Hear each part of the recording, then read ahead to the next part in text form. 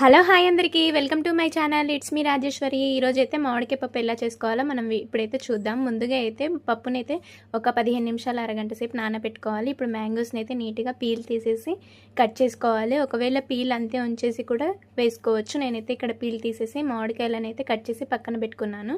ఇప్పుడు 2 టమాటాలు కూడా తీసుకొని మనమైతే కట్ చేసుకోవాలి. ఒక ఆనియన్ కూడా కట్ చేసుకోవాలి. ఇలా కట్ చేసుకున్న తర్వాత మనం ఇప్పుడైతే పప్పులోకి అయితే ఈ 3 ఇంగ్రీడియంట్స్ అయితే వేసుకోవాలి.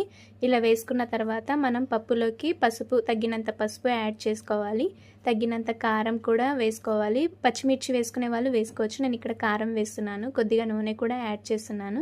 ఇప్పుడైతే పప్పు పైన మూత మీద నీళ్ళు రాకుండా పొంగకుండా నేనైతే స్టీల్ స్పూను పప్పులో వేసి కుక్కర్ అయితే పొయ్యి మీద పెట్టేసి 5 విజిల్స్ వచ్చాక ఇప్పుడైతే మనకు పప్పు మెత్తగా ఉడుకుతుంది కదా, సో ఆ స్పూన్ అయితే తీసి పక్కన పెట్టేయాలి. ఇలా మూత మీద వాటర్ అనేవి రావు. సో ఇప్పుడైతే పప్పుని మనం తగినంత సాల్ట్ వేసుకొని ఇప్పుడు పప్పుని బాగా రుబ్బుకోవాలి. ఇలా రుబ్బుకున్న తర్వాత మనమైతే నీట్గా రుబ్బుకొని మెత్తగా ఇప్పుడు పప్పులోకి మనం తాలింపుకైతే పొయ్యి మీద ఒక ప్యాన్ పెట్టేయాలి. పెట్టి కొద్దిగా ఆయిల్ వేసుకొని ఆవాలు, జీలకర్ర, చున్నులపాయలు, ఎండుమిరపకాయలు అయితే వేసుకొని కొద్దిగా కరివేపాకు కూడా యాడ్ చేసుకొని ఈ తాలింపుని అయితే పప్పులో వేసుకోవాలి.